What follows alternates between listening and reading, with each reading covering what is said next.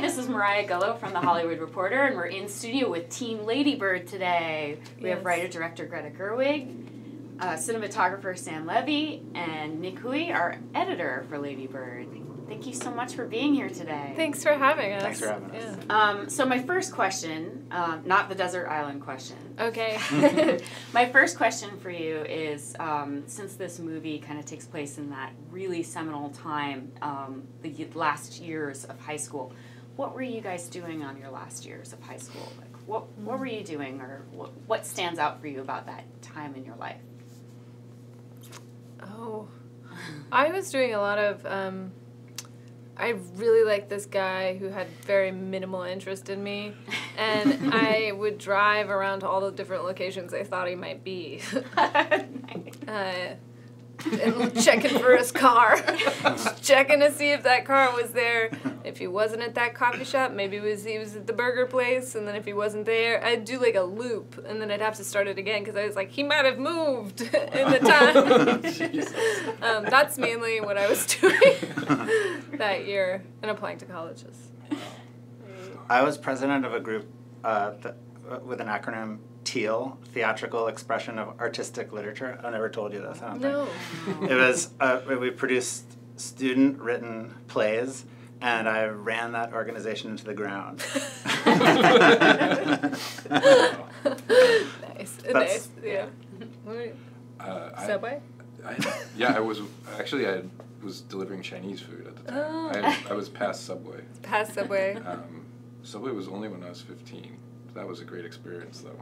Yeah. And, gosh, senior year, is that what we're doing? Yeah. Yeah, I was working on a movie. Yeah. I made a movie called The Grand about kids who rob a Chinese food restaurant that they're working at. That's perfect. And make off with the money. It's pretty good. I'm sure it holds up. That was later used as Exhibit A in the court case against you. Same robbing with yours, with yeah, the stalker. I know, the stalker. Yeah, terrible. And you're running a company into the ground. Yeah. We're perfectly suited for the motion picture industry. Yeah, exactly. Absolutely. I want to say congratulations on your 4 Golden Globe nominations. Thank you. Thank you. I was on, to do research for this interview, I went on the Sacramento Bee to check out what Bee. They're saying.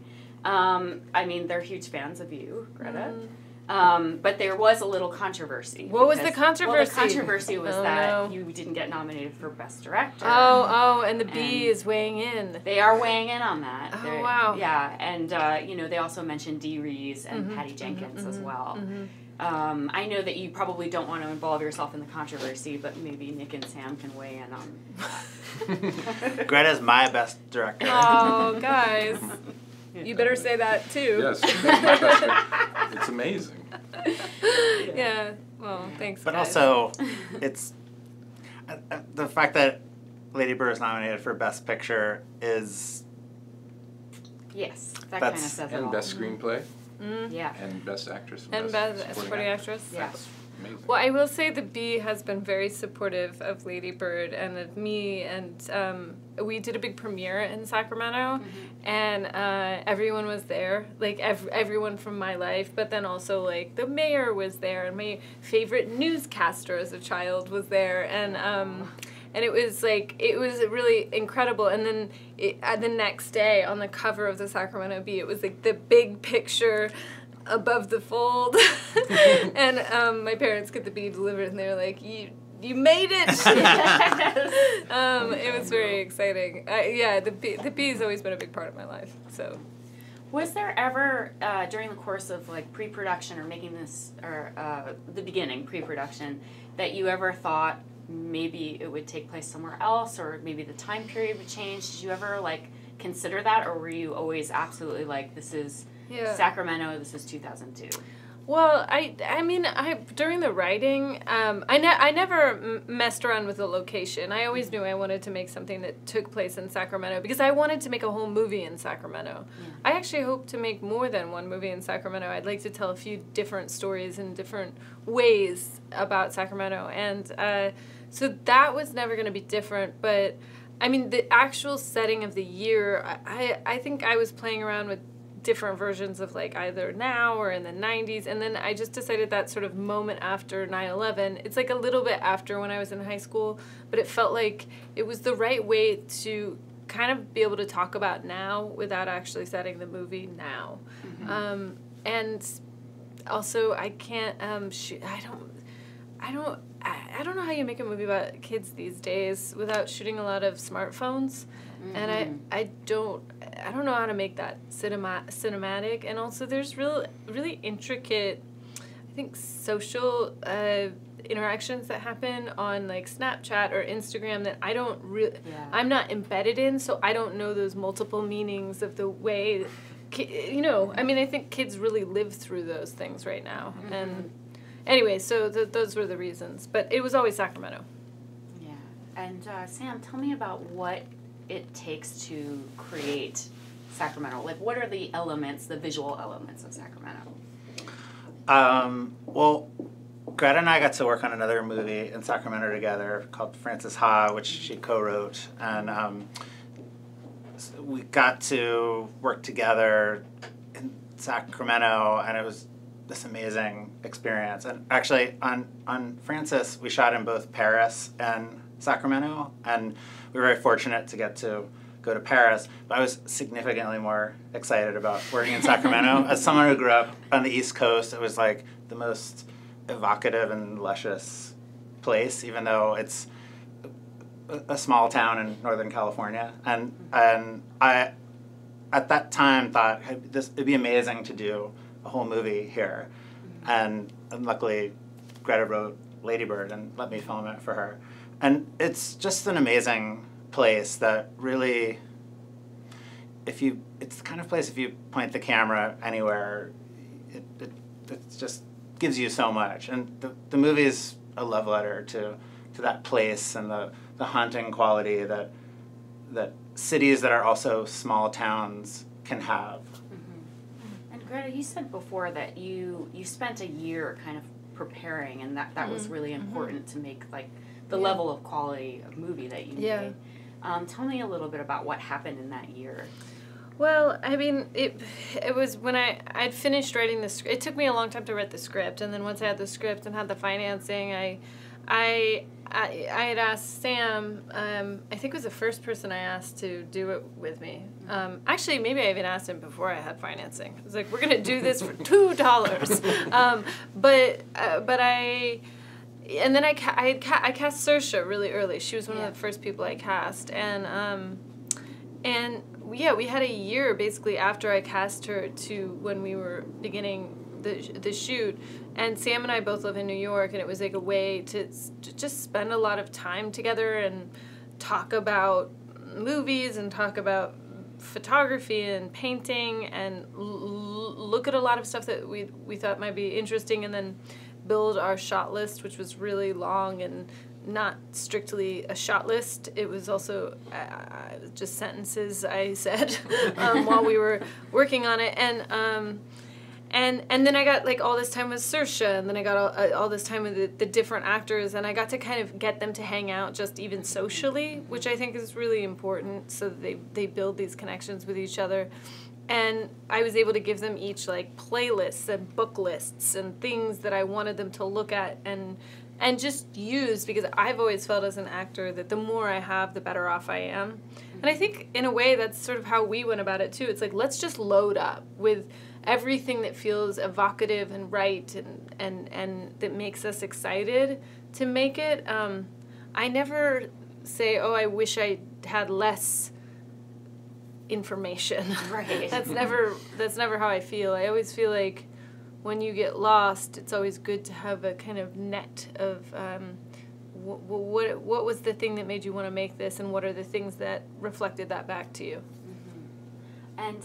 And you said that directing, this is your first time directing, but you said that you're surprised at how amazing it is, like how you're like, yes, this is exactly what I want to be doing. It is exactly what I want to be doing. Yeah. So a lot of that process involves editing, and I wanted to just talk to you a little bit about, like, that's kind of, to me as somebody who's directed some shorts, like, when you start putting performances together, that's kind of one of the coolest parts about being a director. It is cool. It's at first a little traumatic because you're so still stuck on what the thing was in its raw form, but it was a pleasure to work with Nick, who's infinitely patient and will go through infinite possibilities while I'm lying down on a couch behind him, shouting things occasionally. Yeah. Nick, what was it like to kind of deal with Saoirse and Laurie's performances? They're both actresses that they seem very verbally skilled. Am I correct in assuming that they're it's all about how they deliver their lines? Yeah, and every look and every moment and every breath and every movement is like perfect. I mean, it was an embarrassment of riches. Like, you can't ask for two better actresses, and they were so perfectly embodying their characters. It was just a pleasure. It was just really honing in like the best way to service the story and the emotion of the scenes, and all of it was great. It was just like, how great can we make it? That's what I felt like was the challenge every day, which is great. Yeah, and also it's also like, they didn't play it safe. It's not like every single time it was the same. It was just that, there's an equally good but totally different movie you could build out of the exact same footage. Like, I mean, because there would always be a moment where you'd love like 3 takes and you'd be like, well, we're only going to use 1. And I think this is the best, but in the back of your mind, like, well, that's just not the movie we made. But and you have to let those moments go. But I think some of it, I mean, it does become clearer as you build it, and the movie becomes more itself. You'll look back through I think even late, we'd like look back and say like, let's just watch all the takes of this and see, and then you'd be like, oh no, those are wrong now. It is this one. And occasionally we'd find a better one. But mostly... Gotta keep digging.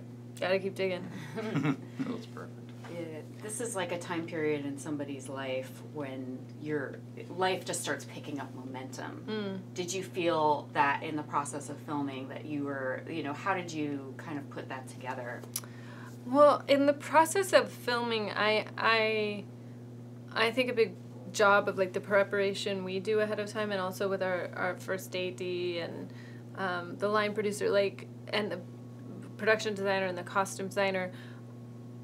Once the clock starts going on set, that's you're on the clock. It's all being timed, which is kind of crazy.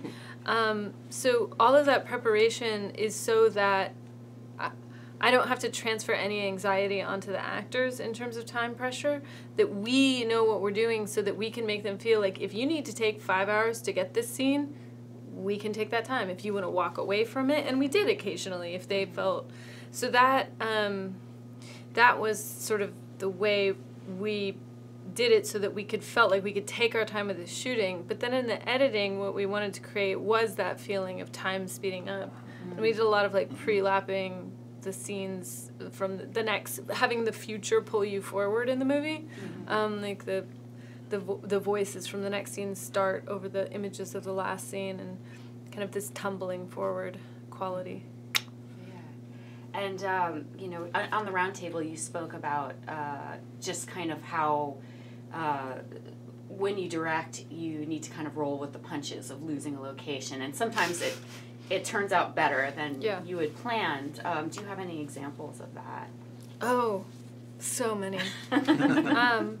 I mean, one example was there's a scene between Jenna and Lady Bird, and Jenna's the popular girl, and originally it was written for the two of them it was like a walk and talk in a mall, and malls turn out to be one of the harder locations to get. We've said a lot of them. Yeah, we visited a lot of malls, and malls are hard to get. They're expensive, and there's all these issues with seeing stores, and it's a whole thing. And I was fixated on a mall for a long time because I had this idea of like I wanted all these different sort of places of worship.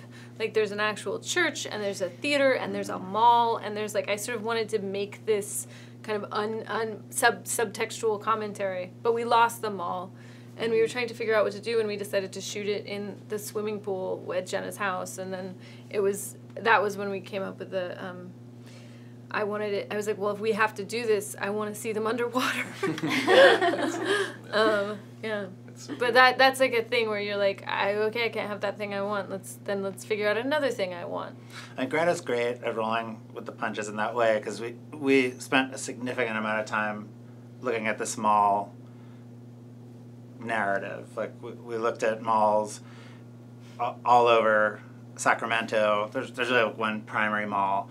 Then there was the swimming pool idea, and we sort of went down that path. And then she said, if we're at a pool, I want us to be underwater, which involved some logistics and like an underwater housing for the camera. And of course, we didn't have all the money in the world, so we had to talk about, if we get this underwater housing, does it take away from...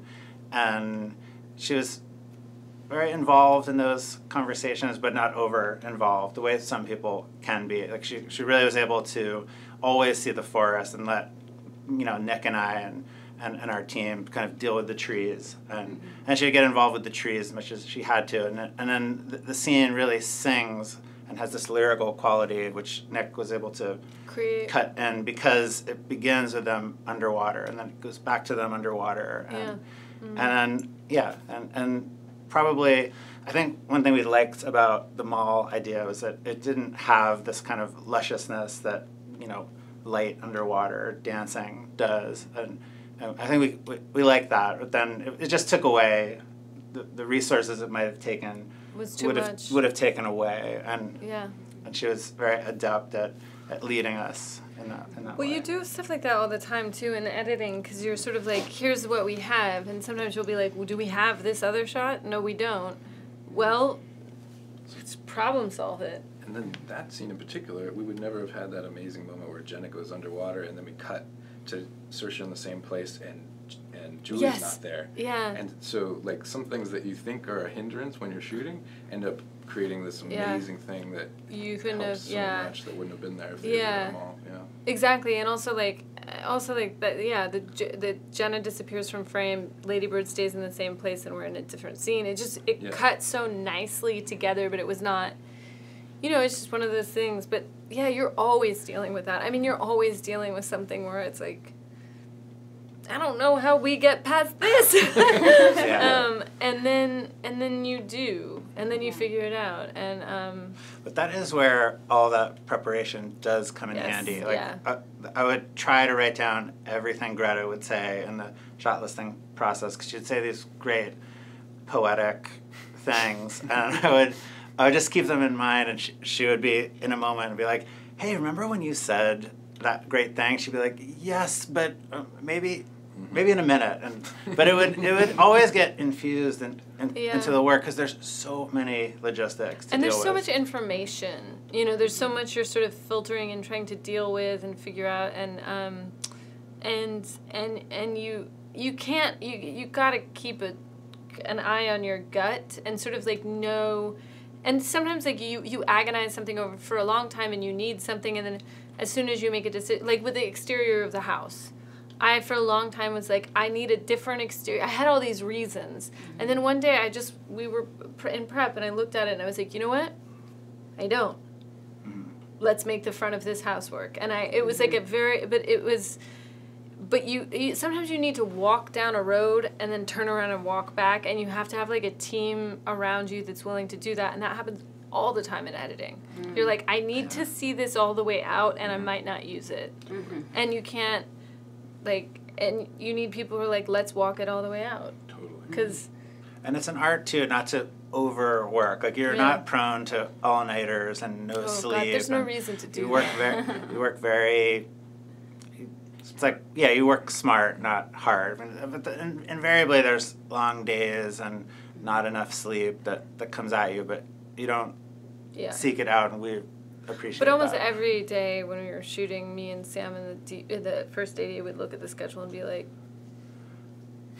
But you had the best saying. You said, in prep, you told Jonas, the first AD, and I, like, every day we have to stick a triple LUT, and we have to score a 10. Triple LUTs. Yeah, triple LUTs. Yeah, it was funny, actually, after the first week of shooting, because I, talked with Jonas, our first AD, about like before the shoot started. I talked through the entire first week. We talked through the entire first week, and then I called him on the weekend on Saturday, and I was like, listen, where could we have done better? And where did we lose time because of something that we could do better? And he was like, and this is a humble brag. No, it's just a regular one. But he was like, no director's ever called me to ask that. And I was like, but this is our time. Like, if I'm doing something that's making it slower, or if you, like, looked at the week and you were like, actually, we could have done this faster and moved this, like, not artistically, just, like, what lost time? Because that is your most valuable resource. And, like, and he was, and it made me feel good about myself. And I was like, but I don't know why you wouldn't get a little neurotic about where you're using time, because you don't want to pass that onto the actors, but, like, in the back of your head, you're like, that's the commodity in the moment of shooting. Yeah. Well, I have one last question. I have to wrap you. What's going to happen to Lady Bird? Do you have it in your head what's going to happen to her when she goes to New York? No. It's something like when we were cutting the very end of the movie, the place where it cuts off on this inhale, and then it cuts to black, it felt like, I mean, we played through those clips and looked at the different versions of it, and there was something about cutting off on the inhale that really felt like once she exhales, she's in a different story, and we're not telling that story. We're just telling this story, and she's like, cut. And it's an odd thing, but I feel like one of my favorite things about movies is that they are finite, and that I want what I've made to be a parentheses around life, which can be quite unwieldy, and say, this is the story we're telling. So in a way, I don't imagine outwards. I just tell the story, and then we're cut to black. I like that, and I like that there's, the whole sequel thing really annoys me when I see a movie and it leaves it open for a sequel. It bothers me. I mean, in a funny way, I could see myself more. I mean, who knows? I could like do an Antoine Doinel and like whatever, but but I do think almost in a way, I would make a whole movie about another character in the movie. As like a separate, like a spin-off, like a Rogue One. Nice. I like that. Well, Greta, thank you so much for being here. Sam, Nick, thank you. Thank you. The movie is Lady Bird.